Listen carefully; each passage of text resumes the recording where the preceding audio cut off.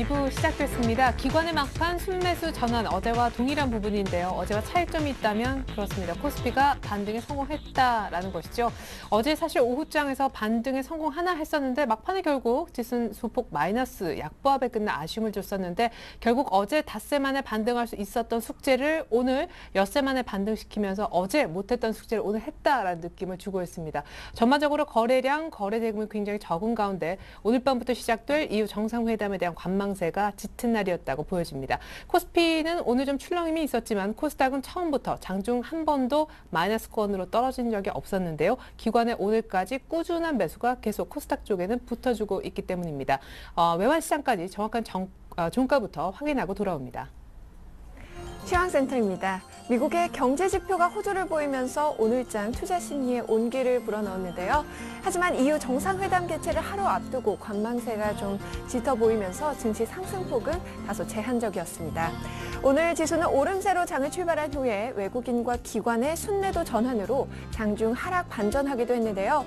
장 초반부터 꾸준히 흘러나온 프로그램 매물이 좀 주춤하면서 다시 오름세로 회복하고 또 막판 기관이 매수로 전환하면서 지수 소폭 더 올라온 모습입니다. 오늘 코스피 마감 지수는요, 전거래일보다 0.08% 상승한 1819선에서 종가 기록했네요. 수급 내용 확인해 보시면 외국인들은 닷새째 팔았는데요. 하지만 그간 나흘 동안의 매도량에 비하면 오늘은 강도가 좀 약해 보입니다. 오늘 외국인을 통해서는 658억 원 정도의 매물이 출회가 됐고요. 반면에 기관이 막판 매수로 전환하면서 280억 원 순매수 기록했습니다. 이어서 코스닥 지수입니다. 코스닥 지수도 4거래일 만에 반등에 성공한 모습입니다. 자세한 일정을 확인해 보겠습니다. 오늘 지수는 강세로 장을 출발해서 장 초반 한때 487선까지 고점을 높이기도 했는데요. 오름폭은 소폭 줄였지만 기관의 매수로 오늘장 강포 하권의 흐름 유지했습니다. 오늘 코스닥 마감 종가는요, 전거래일보다 0.6% 상승한 485선에서 거래 마감했네요. 수급 내용 확인해 보겠습니다. 오늘은 기관이 시장을 지켰습니다. 그것도 매수폭이 굉장히 컸는데요. 오늘 기관을 통해서 456억 원의 매수 물량이 유입됐고요. 오늘 개인과 외국인은 동반 매도에 그쳤습니다. 이어서 환율 흐름 살펴보도록 하겠습니다. 오늘 환율은 우리나라의 경상수지 흑자와 증시 호조 등을 반영해서 1,150원대 초반으로 하락했는데요. 오후 들어서 유로화가 반등폭을 키우고 또 월말 내고 물량이 출회가 지속되면서 추가 하락을 시도하기도 했습니다. 오늘 마감 환율입니다. 전거래일보다 2원 하락한 1,154원 선에서 거래 마감했네요. 이어서 코스피 시가총액 상위 종목 살펴보도록 하겠습니다. 삼성전자가 갤럭시 탭 10.1을 미국에서 판매하지 못한다는 소식에 오후장에서도 하락세를 보이다가 장 마감이 가까워지면서 반등에 성공했는데요. 오늘 0.09% 상승하면서 116만 8천 원의 종가 기록했습니다. 오늘 현대차와 기아차도 6거래일 만에 상승했네요. 현대차가 1.3%, 기아차는 0.95% 오르면서 74,300원의 종가 기록했습니다.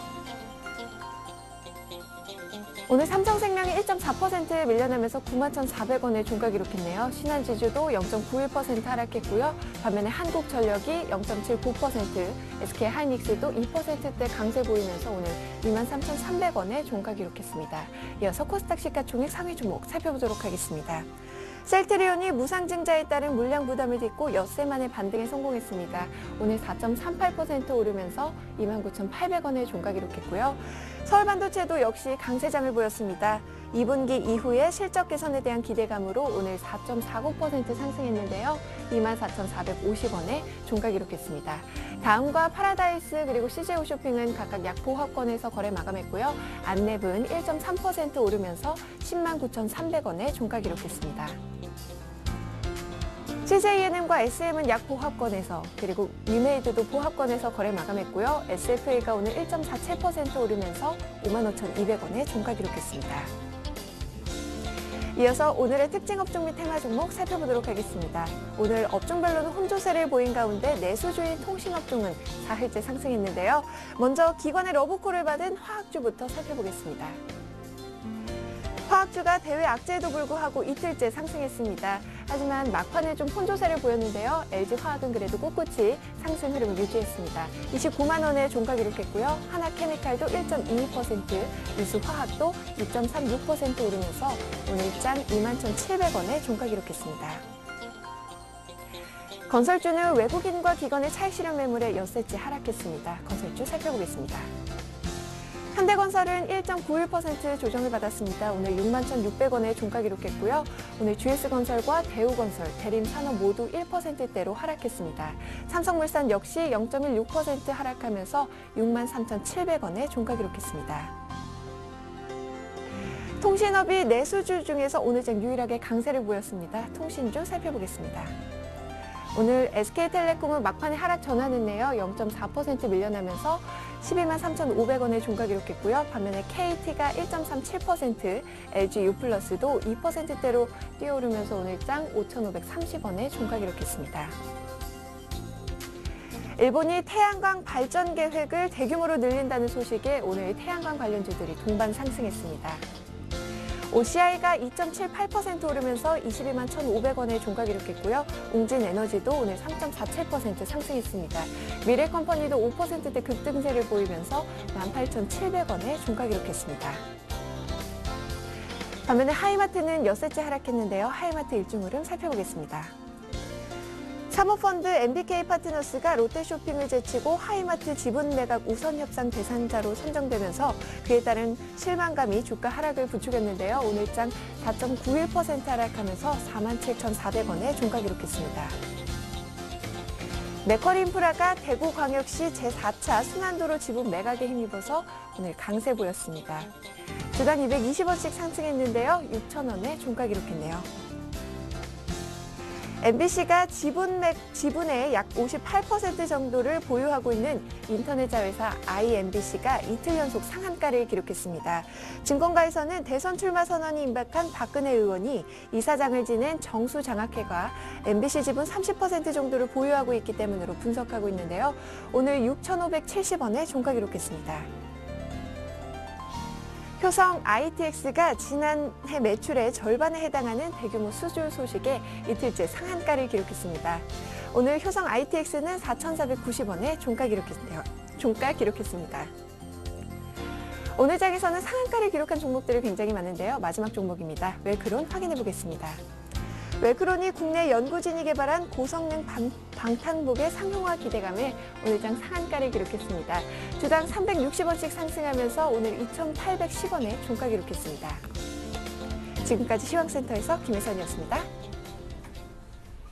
네, 1820선 코앞에서 딱 멈춰섰습니다. 나쁘지 않은 종가요. 1819선 기관도 막판에 샀고요. 코스닥은 485선에서 끝났습니다. 자, 시장 둘러싼 이슈에 어떤 것들이 있는지 알아보고 전문가는 그 이슈에 얼마나 공감하는지 OX를 통해서 쉽게 알아보는 시장 공감대 OX 지금부터 시작합니다. 오늘 함께해 주실 두 분의 전문가가 미리 나와 계신데요. 동양증권 도남지점의 김주선 대리님 그리고 라이징스탁의 홍혜진 팀장님 모셔보겠습니다. 안녕하세요. 네, 반갑습니다. 네. 자, 먼저 시장 이슈부터 살펴볼게요. 화면부터 보고 옵니다. 글로벌 경기 부양책 가속화되나 외국인 매도 지속, 현 시점 본격적인 셀프 코리아로 봐야 할까? 네 번째, 삼성전자 주가 계속 떨어지기만 할 것인지, 마지막으로 중소형주 일부 강세 흐름, 비중 중소형주에 관해서 늘릴 때인가? 네, G2 경기 둔화 우려가 다시금 깊어진 시점인데요. 반대로 반대급부의 경기 부양책 가능성에 대한 두 분의 의견을 한번 들어보도록 하겠습니다. 이슈 읽을게요. OX판 잡아주십시오. 글로벌 경기 부양책 가속화된다. 자, 부양책이 더 빨리 나올 수 있다. 김주선 대리님은 그렇다이시고 홍희진 팀장님은 그렇지 않다 쪽이신데 김주선 대리님, 지금 요즘에 미국과 중국의 경기 지표가 거의 좋지 못한 분위기로 다시금 흘러가고 일부 지표만 아주 간간히 좋아지는 유럽 타격도 좀 있는 듯하죠? 그렇죠. 유로존 전체가 지금 뭐 침체되고 있고 특히 이제 독일조차도 이제 제조업 지표가 이제 좀 하향세로 돌아서지 않았습니까? 이 네. 부분이 굉장히 큰 그 영향을 미치고 있는 것 같습니다. 근데 지금 이제 사실은 경기를 부양할 때 글로벌에서 뭐 가장 핵심인 나라라고 우리가 생각했을 때 중국이 될 수 있겠죠. 중국에서 만약에 경기를 제대로 부양하기 시작하면은 굉장히 글로벌 유럽까지도 큰 영향을 미칠 수가 있습니다. 특히 중국이 사실 2007년에 한 그 부동산 버블을 경험한 이후에 부동산 시장에 대한 부담감 때문에 사실 정부에서 이제 경기 부양보다는 조금 안정적으로 그 경제를 성장시키기 위한 어떤 정책들을 많이 행동을 했었는데 더 이상 중국조차도 이제 버티기 힘든 시점이 아닌가라고 좀 판단을 할 수가 있을 것 같고요. 특히 네. 지금 뭐 이번에 총리가 바뀌고 하면서 계속 여러 가지로 정책적인 변화가 또 충분히 예상을 하고 있습니다. 그래서 지금 특히 외환 유입, 중국의 외환 유입이 중요한데 이 부분이 계속 둔화되는 모습이 나오고 있기 때문에 돈이 쉽게 말해 돌지가 않고 있습니다. 사람으로 따지면 혈액이 이제 돌기가 어렵다는 거기 때문에 피가 안 돌면 그렇죠. 안 되죠. 예, 예. 뭐 외부에서 이제는 조금 수혈을 할 시기가 오지 않았나라고 많은 분들이 예상을 하시고 있으신 것 같고 실제로 서플라이 자하게 금리 인하가 있었죠. 그리고 지금 다음 달에 지준율이 인하될 것으로 기대가 되고 있고요. 그렇기 때문에 지금 이번 주 일요일 날 중국에서 이제 제조업 지수 나오고 다음 주에 CPI가 있습니다. 9일 날. 근데 그 부분에서 뭐 괜찮은 환경들이 조성이 된다면은 분명히 중국을 필두로 경기 부양이 그 책이 나올 수 있을 것 같고요. 또 그 아시아 국가 중에서 인도도 지금 양적 완화 얘기가 나오고 있는 상태고 일본도 나오고 있고 그리고 이제 ECB 쪽에서도 다음 주에 중요한 이벤트가 있습니다. 5일 날 ECB 통화정책 회의가 있는데 네. 지금 뭐 어제 이미 어느 정도 그 유럽 시장 쪽에서는 얘기가 나왔던 부분인데 독일 CPI가 0.1% 감소한 걸로 나오지 않았습니까? 네. 유가 하락세 때문에 뭐 대부분의 국가의 CPI는 뭐 하락하는 모습으로 나올 것 같고 그렇다면 ECB 쪽에서는 사실 정책 대응하는 데 있어서는 더 유리한 국면이 있습니다. 금리를 인플레이션 걱정 안 하고 뭐 조금 더 변동을 시킬 수 있는 여지가 있기 때문에 글로벌 경기 부양책은 앞으로 더 가속화되지 않을까라고 말씀을 드리고 제가 이 부분에 대해서 또 마지막으로 한 가지만 더 말씀드리면은 2009년 제가 많이 힘들 때마다 2009년의 어떤 자료들이나 이런 부분을 그 기록을 해놨던 부분을 많이들 들춰보거든요. 근데 네. 뭐 지수 때는 지금 1800 위에 있지만은 코스피가 제가 정말 그때도 뭐 그 리먼 브라더스 터졌을 때 정말 세상이 다 무너질 것 같은 뉴스들 나왔고 굉장히 지금하고 비슷한 뉴스 플로우 흐름들이 있습니다. 분위기도. 네. 물론 바닥이 어딘지는 뭐 제가 신이 아닌 이상 확실히 말씀 못 드리겠지만은 경기 부양책이 이제 가속화되면서 이제 그 즈음이 이제 뭐 바닥까지는 모르겠지만 최소한 무릎 이하였던 기억이 있습니다. 그래서 이 부분에 대해서 굉장히 저도 길을 쫑고 세우고 있는 상황이고 그래서 지금이 어쩌면 바닥일 수도 있다라는 생각은 이제 이런 정책들이 많이 나오고 시작할 때마다 그렇게 조금 생각해 주셨으면 좋겠고 뭐 계속 기회 되면 말씀드리겠지만 2009년에 분명히 이 경험이 있기 때문에 이것과 비교하면서 좀 뉴스들을 살펴보신다면은 또 길게 투자하시는 분들에게 굉장히 좋은 기회가 우리는 오고 있다고 좀 저는 분명히 좀 말씀드리고 싶습니다. 네, 중국은 당장 다음 달에 이제 뭐 6월도 끝이 났죠. 지준율 인하 나올 수 있다고 하고 다음 달 또 초반 시작하자마자 유럽 네. 쪽에서도 금리 인하라는 부양책이 나올 수 있다. 이렇게 시기까지 좀 지정을 해주셨는데 반해서 호이진 팀장님은 왜? 저는 솔직히 말씀드리면은 상당히 좀 애매한 시점인 것 같습니다. 그러니까 지금 외국인들 수급도 그렇고 전반적인 흐름, 그러니까 어느 곳 하나 예상한 대로 흘러가는 부분이 없기 때문에. 근데 이제 지금 상황을 보면은 각국 정부, 뭐 유로존도 그렇고, 그다음에 중국도 그렇고, 미국도 그렇고, 일단은 경기 부양책을 쓸 가능성이 높다라고 생각이 되는데요.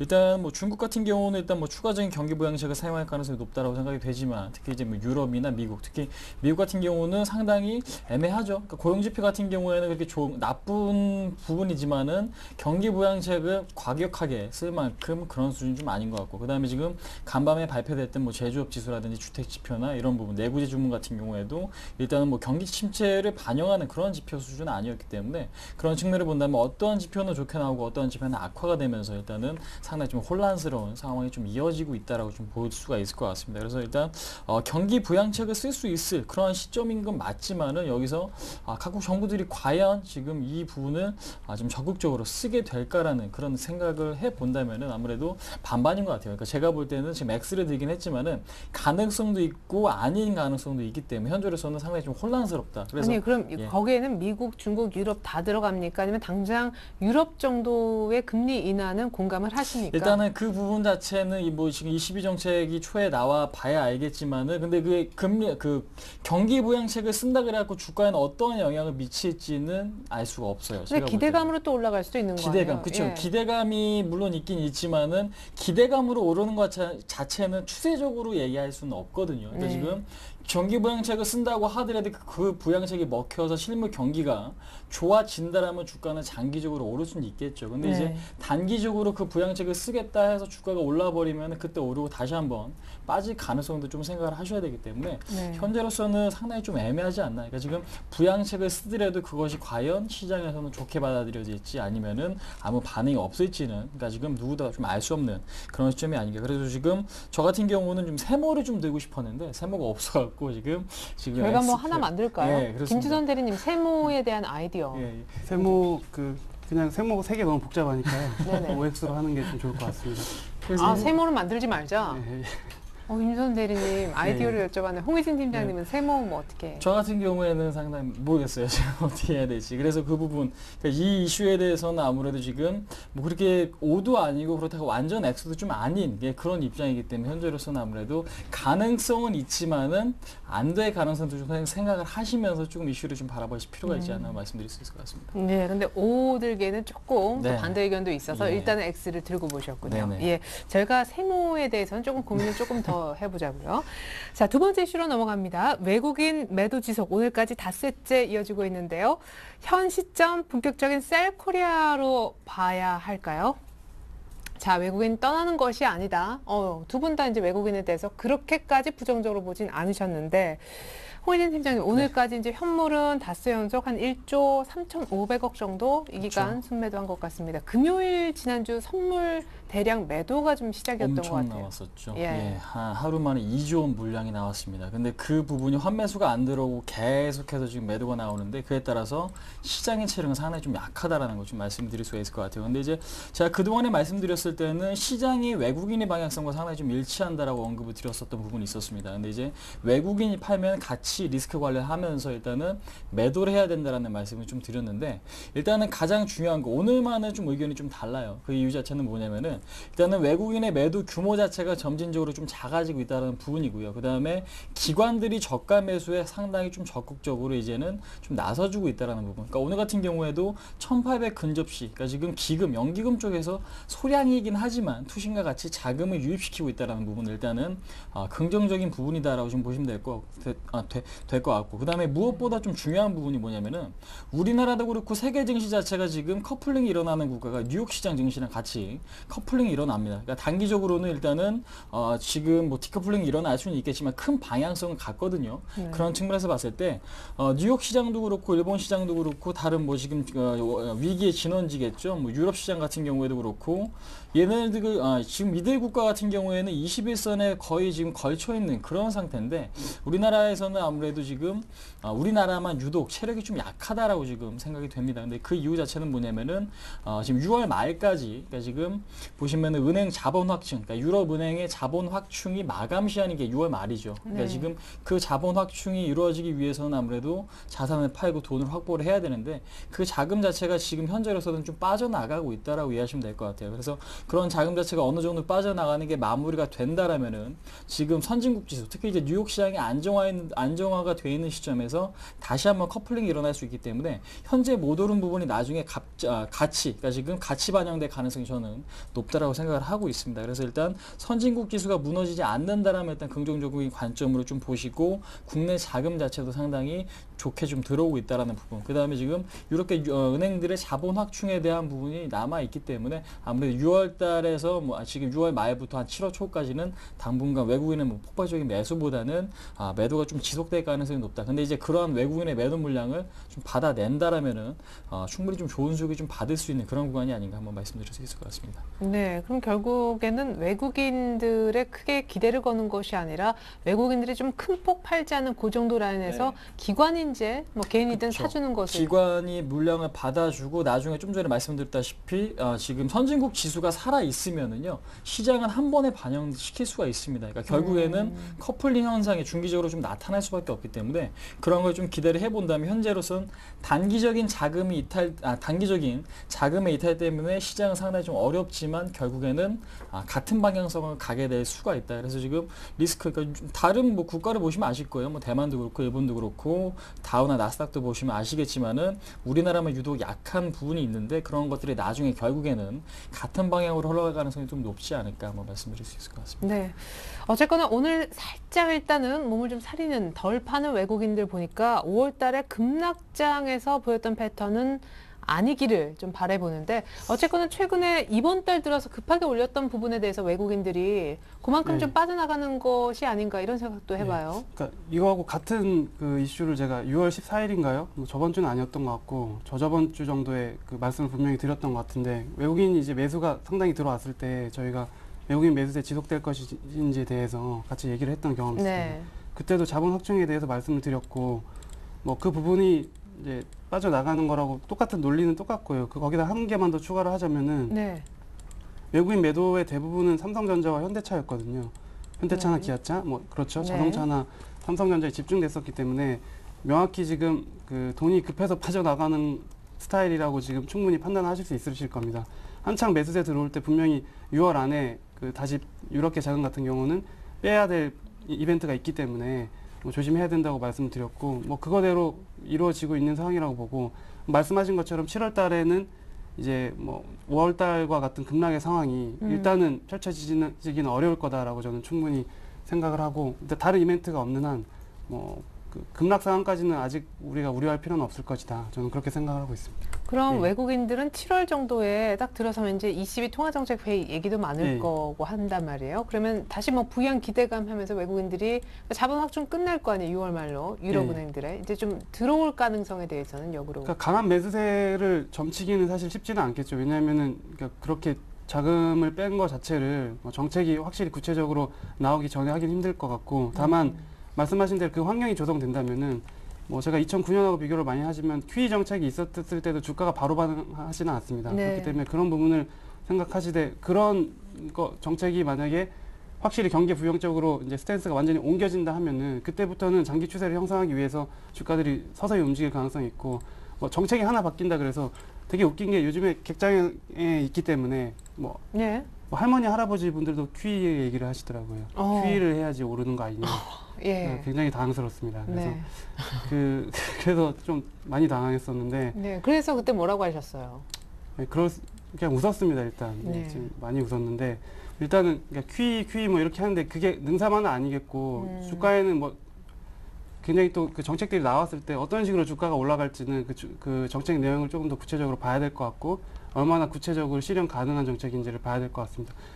마지막 한 가지 말씀드리면 지금 시점에서도 그 역사상 최고로 자금이 많이 풀려 있거든요, 여전히. 네. 그렇기 때문에 무조건 능사는 아니겠지만은 그 이제 정책들과 함께 예전에도 말씀드렸는데 지표들이 같이 그 바뀌는 모습이 나와야 됩니다. 2009년에도 1차 때가 가장 좋았던 거는 바뀌자마자 한 두세 달 있다가 그 제조업 지수나 이런 부분이 턴하는 모습이 나왔거든요. 그러면서 주가도 이렇게 움직이기 시작했기 때문에 그 부분을 꼭 확인을 해야 됩니다. 예, 그래서 계속 일주일마다 방송 나오고 있으니까 그 부분 뭐 다른 분들도 말씀하시겠지만은 제가 체크를 해서 계속 한번 말씀을 드리도록 해보겠습니다. 예, 예. 그렇죠. 시청자 여러분들이 지표 다 챙기시기에는 좀 버거우실 테니까요. 자, 세 번째 이슈로 넘어가 봅니다. 여러분들 굉장히 비싼 주식이지만 갑자기 급관심 가지시는 분들 많으실 것 같아요.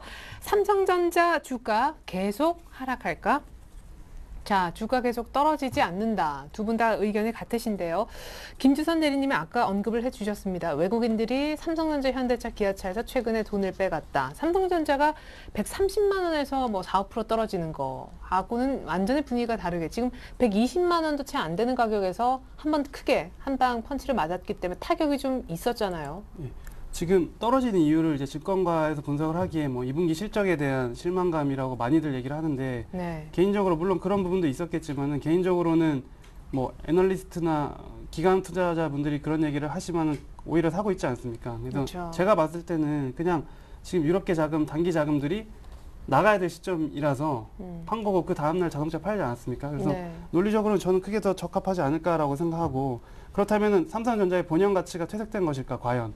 했을 때 내용을 보면 스마트폰 성장 스토리 여전히 유효하고 있고 삼성전자가 한창 날아갈 때 드렸던 말씀이 패러다임이 변하고 있는 것 같습니다. 그 예전에 마치 이제 TV에서 이렇게 인터넷 시대로 넘어간 것처럼 네. 스마트폰 성장 스토리라는 게 유효하고 굉장히 초입 단계입니다. 지금 글로벌 중에서 여전히 스마트폰 30% 정도밖에 안 되거든요. 네. 우리가 다 가지고 있으니까 그렇지만 우리나라 제일 빨라서 그렇지. 네. 그래서 뭐 여러 가지 이유들이 있지만 저는 그 성장 스토리가 유효하다고 믿기 때문에 저는 주가 하락은 뭐 그 추세적으로 큰 하락이 있을 거라고 보지는 않습니다. 네, 그러면 이제 매매에 대해서 얘기를 해주시는 게 순서겠죠. 저는 사실 그 110만 원대에서도 충분히 매수를 해볼 수 있는 가격이라고 볼 수 있고 근데 그 110만 원이 또 깨져선 절대로 안 되는 라인이라고 해서. 많이 빠져야 저는 100만 원대라고 보고 있거든요. 그래서 예. 길게 보시는 분들은 충분히 지금 분할 매수 시작해도 저는 된다고 보고 있고 다만 크게 움직이기가 쉽지 않기 때문에 지었겠지만은 충분히 매수를 시작해 볼 수 있는 시점이다. 그리고 저는 110만 원대 위에서는 일단은 지켜줄 거라고 저는 보기 때문에 네. 뭐 일각에서 100만 원까지 보지만은 저는 110만 원 정도면은 지금 충분하다. 그러면 예. 이렇게 덩치 큰 삼성전자를 지금 분할 매수한다면은 예를 들어서 한 달 정도 만에 수익이 한 몇 프로 정도? 제 생각에는 다음 달만 보자면은 125만 원에서 130만 원까지도 충분히 가능하지 않을까라고 좀 생각을 하고 있습니다. 네, 좋습니다. 자, 똑같은 질문을 홍희진 팀장님께도 드리겠는데 일단은 계속 하락하지 않을 것이다. 삼성전자 주가가 그 이유와 매매 방법도. 그렇습니다. 일단은 뭐 조건이 있습니다. 빠지지 않아야 될 조건, 그러니까 지수가 대외약재 여건이 안정이 돼야 된다라는 조건이 좀 붙는다면은 빠지지 않고 반등이 나와주겠죠. 근데 삼성전자 뭐 갖고 있는 모멘텀 자체는 훌륭하죠. 뭐 핸드폰이나 뭐 반도체 시장이나 뭐 TV나, 그러니까 지금 그런 측면을 본다면은 지금 뭐 실적 대비 저평가가 되어 있는 건 맞겠죠. 뭐 지금 뭐 6조 5천억 정도, 뭐 6조 4천억, 그러니까 컨센서스보다 낮게 나온다고 한들, 자, 그 정도만 나와주더라도 지금 한 150만 원 이상은 충분히 받을 수 있는 그런 지금 펀더멘탈이 아닌가라고 생각을 하는데, 현재 측면에서 가장 지금 제가 우려스러운 부분은 뭐냐면은 독일의 입장이, 아까 좀 전에 말씀을 안 드렸던 부분이지만 네. 그러니까 독일의 입장이 아직까지도 굉장히 좀 강경하죠. 그러니까 지금 뭐 ESM도 그렇고 지금 유로본드도 그렇고, 그러니까 독일 같은 경우에는 이 시점에서도 지금 유로존 공조를 위해서 어떤 액션을 취하지 않고 있습니다. 이 얘기는 뭐냐면은 한 번 더 충격이 나올 가능성, 그러니까 우리가 생각하는 거 이상으로 충격이 나와 주어야만 그때 본격적으로 아무래도 액션을 취할 가능성도 좀 생각을 하셔야 되기 때문에, 얼마 전에 뭐 지금 스페인 금리가 급등을 하고 그다음에 이탈리아 국채 금리가 상승을 하고, 그런 흐름이 나왔을 때 국채 금리가 독일이 조금 올랐었잖아요. 근데 이제 그런 부분이 조금 더 심각해진다라면 그때 아무래도 좀 적극적으로 나설 가능성도 좀 생각을 해 두셔야 되기 때문에, 아무래도 많은 분들이 지금 시장을 대할 때는 너무 좀 편하게, 그러니까 좀 안일하게 대하시는 부분 중에 하나가 설마 독일이 나서지 않겠느냐라는 생각들이 상당히 좀 많으세요. 그러니까 지금 당연히 유로존이 앞으로 잘 뭉칠 수 있다라는 생각들을 갖고 시장이 좀 대응을 하시는데, 많은 분들이 생각하는 방향 쪽으로 시장은 움직이지 않습니다. 그러니까 경험적으로 봤을 때, 그런 측면에서 봤을 때는 일단은 현재로서 일단은 위기가 완화가 되고 시장이 안정되면 물론 삼성전자가 오를 수 있고 추가적인 하락은 뭐 제한적일 수는 있겠지만은, 아무래도 그런 부분을 좀 생각을 해보시면 제가 볼 때는 일단은 좀 리스크 관리도 좀 필요한 그런 자리가 아닌가 뭐 말씀드릴 수 있을 것 같습니다. 네, 그러면은 제가 다시 좀 되묻겠는데 삼성전자 지금 매매하는 것은 리스크를 동시에 좀 떠안을 필요가 있다, 이런 얘기죠. 그렇죠. 아무래도 시장을 좀 봐야 되는데, 그러니까 시장의 방향성이 아직까지는 불투명하죠. 그러니까 지금 어떤 식으로 전개될지는 아직까지 제가 볼 때는 7월 달이 조금 더 지나봐야 될 것 같습니다. 그래서 시장이 좋게 흘러간다라면 삼성전자가 기존의 주도주였던 그 흐름을 다시 전개시킬 수는 있겠지만은, 그렇지 않고 최근에 지금 대외 악재를 보신 것처럼 시장의 분위기 자체가 안 좋아지고 투심이 안 좋아지면은, 아무래도 지금 실적이 문제가 아니라 투심이 악화되면은 모든 종목이 좀 급락이 나오겠죠. 그래서 지금 그런 측면을 생각을 해 보시면은 삼성전자 물론 좋긴 하지만은 제가 볼 때는 상당히 좀 너무 적극적인 대응보다는 좀 애매할 수 있다라는 걸 말씀드려보도록 하겠습니다. 네, 이제 마지막 이슈 좀 발빠르게 짚어보겠습니다. 중소형주 강세 흐름, 이제 중소형주 비중 늘릴 때가 왔다? 자, 중소형주 더 사야 된다, 그렇지 않다, 그렇지 않다. 예, 두 분 의견 여기서도 동일하신데, 홍희진 팀장님, 기관이 중소형주를 사서 아주 이제 미리 사셨던 분이나 중간쯤 초입에 동참하셨던 분들은 수익이 꽤 많이 나셨을 겁니다. 보셨죠. 그 얘기를 듣고 나도? 그렇죠. 근데 안 된다고 얘기하시네. 많은 분들이 그렇게 매매를 하시죠. 개인 투자자분들이. 근데 이제 문제는 뭐냐면요. 많은 사람들이 좋다 안 좋다 생각할 때 반대로 움직이셔야 수익이 납니다. 그러니까 지금 무슨 얘기냐면은 화장품 업종 좋다라고 지금 언론에서 굉장히 좀 많이 얘기가 좀 나왔습니다. 근데 오늘 보시면 아시겠지만 코스맥스 5% 급락이 나왔어요. 그다음에 어제 오늘 합치면 한 10% 급락이 나왔죠. 그다음에 그동안 상당히 좀 잘 갔던 뭐 게임빌이나 컴퓨터스 오늘 다 무너졌습니다. 그런 측면에 본다면은 일단은 지금 누구나 다 좋다고 하고 언론에서 떠들 때가 가장 고점인 경우가 상당히 좀 많다는 얘기겠죠. 그래서 중소형주 강세가 지금 이어지고 있고, 현재로서 오늘까지도 그런 흐름이 이어지고 있는데, 이제 와서 여기서 따라 들어가실 필요는 없을 것 같습니다. 그래서 기대감만으로 오른 주식들, 그러니까 지금 뭐 중소형주도 다 같은 종목들이 아니겠죠.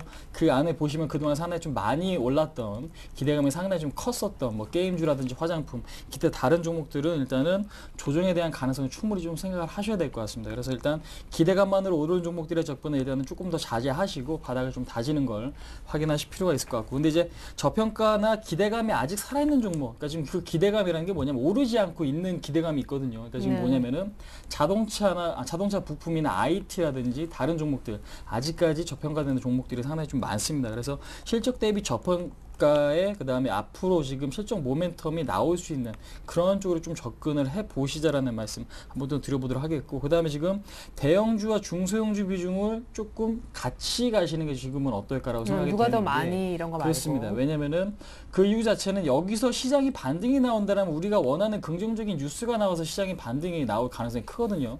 그 얘기는 뭐냐? 기관들의 자금이나 아니면은 프로그램 매수가 들어오면서 시장의 반등을 일으킬 수 있을 만한 가능성이 높다는 얘기인데, 그러면은 프로그램 매도가 컸던 부분이 프로그램 매수가 들어오면서 그동안에 하락을 키웠던 대형주 쪽으로 상승 탄력이 붙을 가능성이 높습니다. 그래서 지금 현재 시점에서는 우리가 원하는 방향이 나오면은 일단은 급등, 반대면은 급락, 그거로 생각을 하셔야 되기 때문에 중소형주 비중을 좀 줄이시고 나서 대형주를 조금 더 편입을 하시는 전략도 좀 맞는 전략이 아닌가 말씀드릴 수 오히려 있습니다. 대형주의 비중을 조금 더 늘렸으면 늘렸지 반대는 아니다. 네. 김수선 대리님은요? 저도 뭐 동의를 충분히 하고요. 그 수익률 게임, 기관들이 수익률 게임의 일환으로 잠시 이제 코스피가 부진한 사이에 피난처 정도로 이렇게 잠깐 네. 매매를 하고 이제 나가는 걸 우리가 받을 필요는 없지 않나. 그렇죠. 예, 똑같은 생각입니다.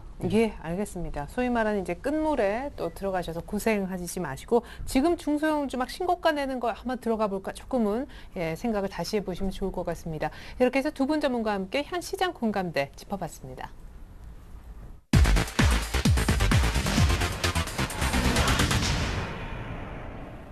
네, 계속해서 내일장 전망과 전략 세워보는 해결의 키 시간 한번 가져보겠습니다. 홍희진 팀장님, 내일 사실 금요일이고 이후 정상회담이 오늘 밤 열린다고 하지만 첫날이어서 그쵸. 결과를 듣긴 어려울 것 같습니다. 결국 그렇습니다. 월요일 대비를 좀 내일 미리 해둬야 되지 않을까. 그렇죠. 근데 월요일이면 급등이 나올 수도 있고 급락이 나올 수도 있습니다. 근데 예. 급락보다는 제가 볼 때는 어느 정도 조금 바닥을 다져가는 흐름이 좀 나올 가능성이 높지 않나라고 생각을 하는데, 아무래도 22 금리 결정이 이제 내달 초에 좀 있기 때문에 네. 그러한 기대감도 충분히 있을 거고요. 그러니까 시장 참여자들이 이미 그렇게 기대감이 없습니다. 그러니까 지금 EU 정상회의에 대해서 예. 그런 측면에서 봤을 때 일단은 너무 크게 우려보다는 좀 기대를 해보자라는 말씀 한번 드릴 수가 있을 것 같은데, 일단은 주변국 흐름 부정적이지 않다라면요, 일단은 시장 자체는 좀 긍정적으로 좀 바라보자라는 말씀 한번 다시 한번 드려보도록 하겠고, 그러니까 결국에는 뉴욕 시장의 방향성과 우리나라 시장의 방향성이 같은 방향으로 흘러갈 가능성이 높다. 그래서 지금 현재로서는 상당히 좀 어렵지만 그 부분은 좀 집중해보자라고 좀 말씀드리겠고, 차트 흐름 보시면서 간단하게 좀 말씀드릴게요. 네. 차트 보시면은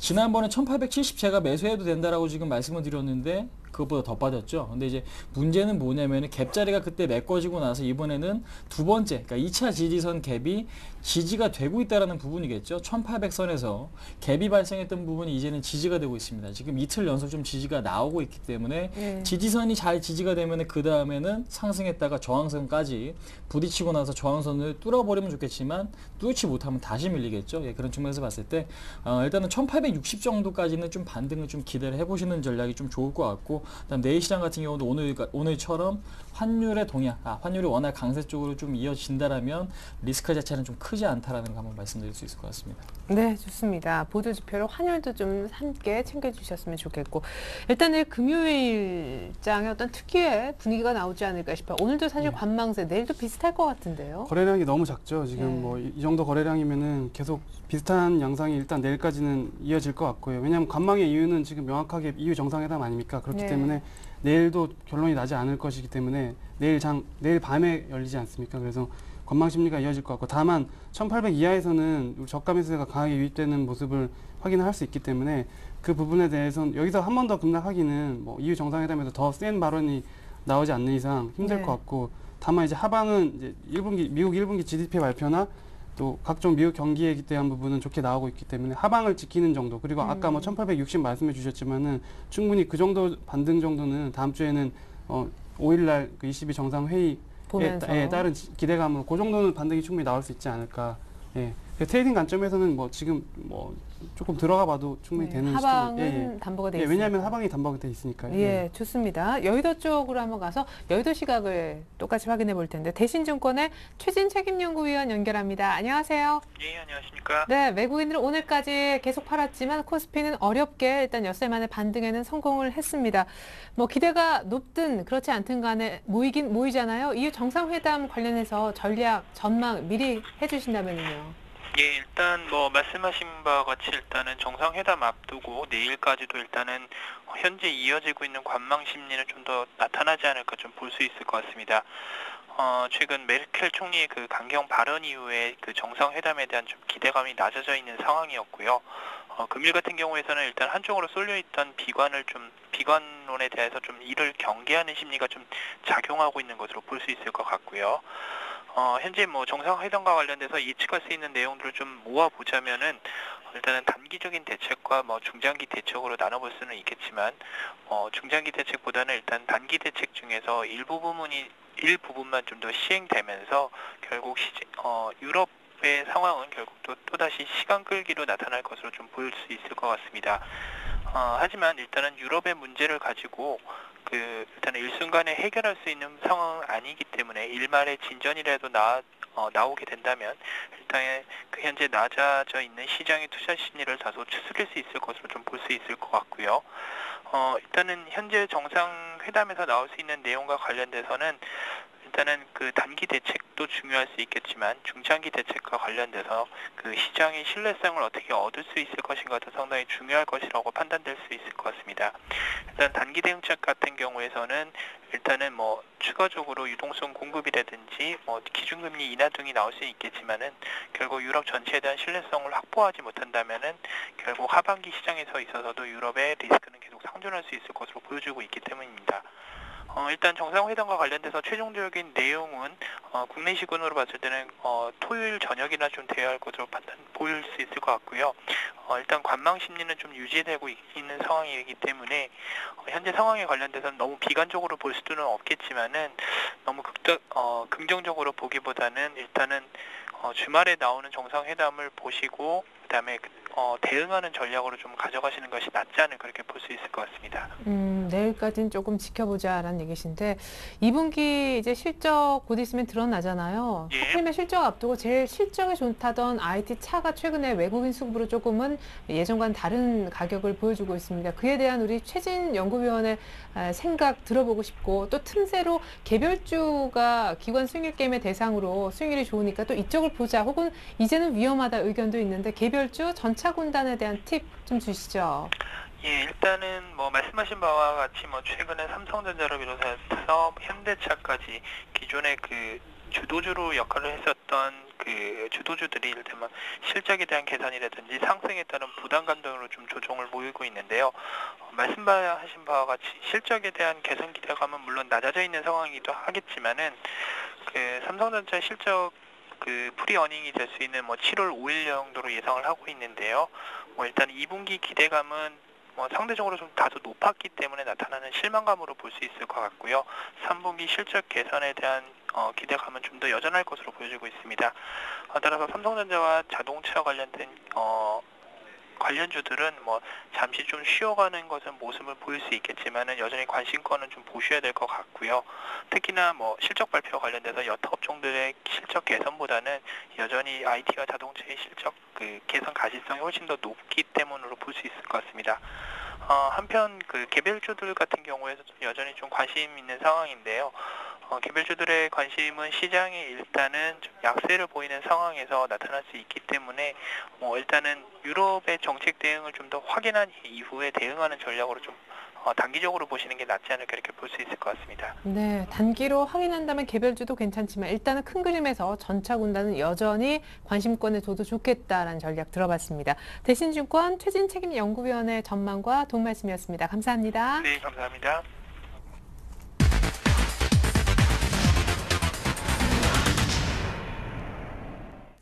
네, 이번 순서는 수익률 펀치 순서입니다. 지난주 두 분의 전문가가 언급하셨던 종목 결과를 먼저 화면을 통해서 확인해 볼게요. 네, 홍희진 팀장님의 금호타이어, 김주선 대리의 KB금융 결과는요. 자, 오늘 결과 보내 조금 힘이 빠집니다. 예, 이게 어떻게 된 일인지 김주선 대리님이 이겼다고는 못하겠네요.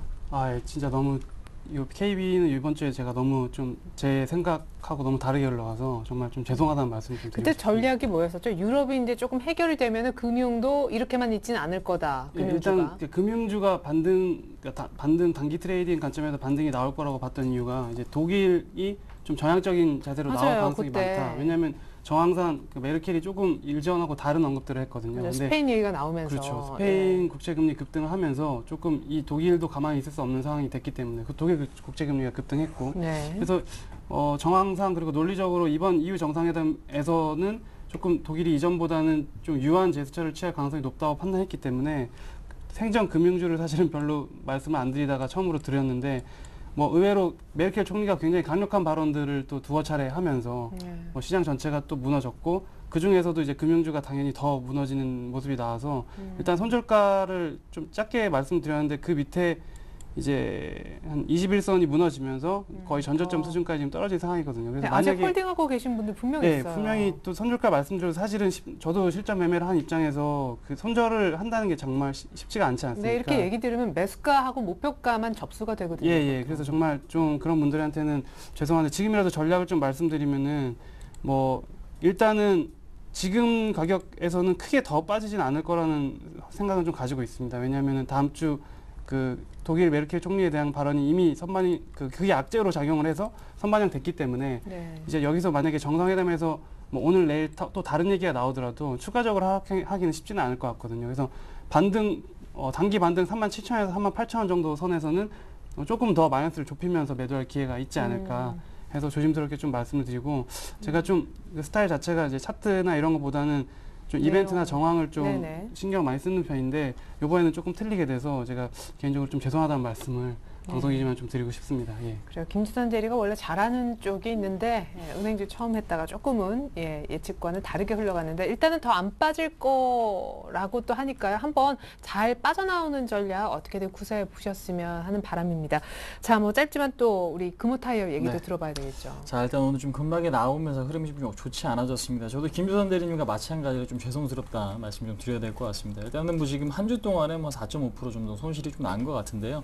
일단 중요한 부분은 뭐 기업 가치겠지만 수급이 좀 악화되고 있다는 부분은 일단은 좀 경계를 하셔야 될 것 같아요. 특히 오늘 그렇죠. 오늘 갑자기 좀 무너져가고. 근데 이제 다행스러운 부분은 거래량이 그렇게 증가되고 있지 않다라는 부분이긴 하죠. 근데 이제 외국인과 기관들이 일단은 매도가 좀 나오고 있기 때문에 네. 안정이 되기 위해서는 아무래도 지금 추세적으로 봤을 때는 이 종목 같은 경우 한 14,100원 정도, 그러니까 14,000원 정도를 지지를 해야만 추세 이탈가라고 좀 보실 수가 있습니다. 그래서 일단은 기업 가치는 좋고 운영이 좀 잘 되고 있는 기업이기 때문에 현재로서는 지금 이 종목 갖고 계신 시청자분께서는 14,000원 정도를 좀 손절가를 좀 잡고 대응을 하시는 게 좀 좋을 것 같습니다. 근데 이제 저는 14,000원, 그러니까 초단기를 조금 대응을 했는데 오늘 그 부분을 좀 이탈을 해버려서 손절 처리가 좀 된 부분이 있기 때문에 현재로서는 기업 가치적으로 봤을 때는 전혀 이상이 없다라는 거. 근데 이제 그동안에 좀 급등에 따른 차익 매도가 좀 나오고 있다라는 것만 좀 이해하실 필요가 있을 것 같습니다. 네, 좋습니다. 이렇게 해서 지난주 종목에 대한 AS 들어봤고요.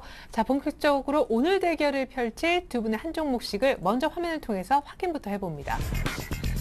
네, 홍의진 팀장님은 오늘 평화전공이라는 자동차 부품주를, 한편 김지선 대리는 드디어 호텔신라, 굉장히 얘기를 자주 하셨었는데 오늘 드디어 방송용으로 준비를 해 오신 것 같습니다. 때가 됐다라는 의미일지 모르겠는데 먼저 홍의진 팀장님의 평화전공 얘기부터 들어보죠. 왜 이렇게 좋아하세요? 아닙니다. 후대신라 지금 매수 추천하셔갖고 네. 일단은 그동안에 사고 싶었는데 사실 못 샀던 종목 중에 하나였거든요. 사고 싶다 하셨는데 예. 드디어 오늘. 예. 근데 일단은 지금 제가 오늘 갖고 나온 종목이 평화전공입니다. 평화전공은 뭐 자동차 부품주죠. 지금 옆에 최리나 앵커분께서는 잘 알고 계시겠지만은 도어 레치라든지 뭐 도어 모듈을 담당을 하고 있는 그런 기업입니다. 아무래도 차에 관심이 많으신 분들은 잘 아실 거예요. 근데 이제 자동차 업종 자체가 2분기에는 실적에 대한 기대감이 좀 살아있죠. 그런 측면인 만큼 일단은 그 부분을 좀 주목을 해보시면 될 것 같고, 시장이 안정되면은 그동안은 오르지 못했던 IT라든지 자동차 부품주 쪽으로 매기가 좀 몰릴 수 있을 가능성이 높습니다. 그래서 일단 그 부분을 좀 기대를 해보시고, 자, 오늘 같은 경우도 일단 외국인과 기관의 매수가 좀 들어왔고, 지금 쌍끌이 매수가 같이 들어온 게 6월 22일부터 계속 좀 들어왔거든요. 그런 측면에서 봤을 때 충분히 전고점까지 21,000원까지의 반등은 좀 기대를 해볼 수 있는 종목이 아닌가. 아무래도 단기 3월달 고점이 이미 뚫어버렸죠. 오늘 같은 경우에도 밀려야 되는데 밀리지 않고 상승했다라는 것 자체는 물량을 다 소화했다는 얘기로 해석하시면 될 것 같습니다. 왠지 이번에 느낌이 좋아요. 그렇습니다. 제가 좋아하는 패턴이에요. 그렇기 때문에 일단 21,000원까지는 좀 기대를 해보시고, 손절 가격 18,000원 정도로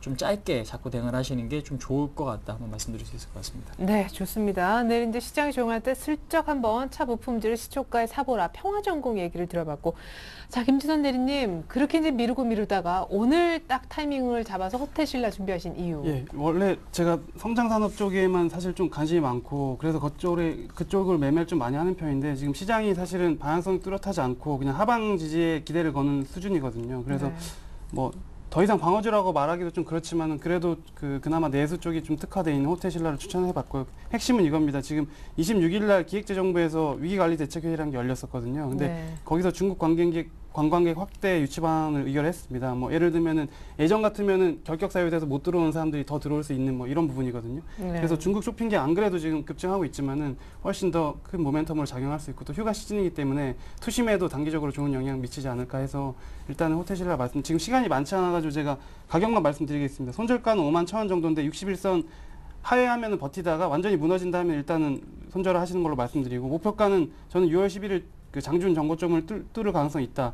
그래서 일단 6만 원 정도로 설정을 하는 걸로 이렇게 말씀드리겠습니다. 네, 네. 그럼 역시 매수는 내일 시초에. 예, 왜냐면 뭐 시초로 일단 말씀드리겠습니다. 예. 네, 좋습니다. 자, 지난번에 있는 그 수익률 결과와는 사뭇 다른 두 분의 결과를 기대해 보면서 다시 한번 오늘의 펀치 종목 제가 대신 정리해 드립니다. 자, 평화전공대 호텔신라의 대결이 이번 한 주 펼쳐지게 됐습니다. 홍혜진 팀장님의 평화전공 먼저 보죠. 외국인 기관의 쌍끌이 매수가 지금 들어오는 종목이고요. 자동차 부품 종목입니다. 당연히 2분기 실적에 대한 기대감 있고요. 단기 고점대까지 일단은 왔습니다. 그 전 고점까지 기대하고 계신데요. 목표가는 21,000원, 내일 시초 매수, 손절은 굉장히 타이트한 18,000원을 제시해 주셨습니다. 자, 이번에는요, 김주선 대리님의 호텔 신라를 보겠습니다. 중국 쇼핑객 급증으로 주가 상승이 나올 것 같다라고 하셨는데 정부에서도 유치 확대 방안이 나오게 됐습니다. 역시 내일 시초가 매수고요. 목표가는 새로운 신고가인 6만 원, 손절가는 61선이 완전히 붕괴된다라고 볼 수 있는 51,000원으로 제시해 주셨습니다. 네, 두 분 다음 주 이 시간에 수익률 대결 결과 공개되니까 많은 기대 부탁드립니다. 지금까지 함께해 주셨던 김주선 대리, 홍혜진 팀장과는 인사 나눕니다. 감사합니다. 네, 감사합니다. 감사합니다. 네, 이상으로 오늘 전 일정 2부 마칩니다. 함께해 주신 여러분 고맙습니다.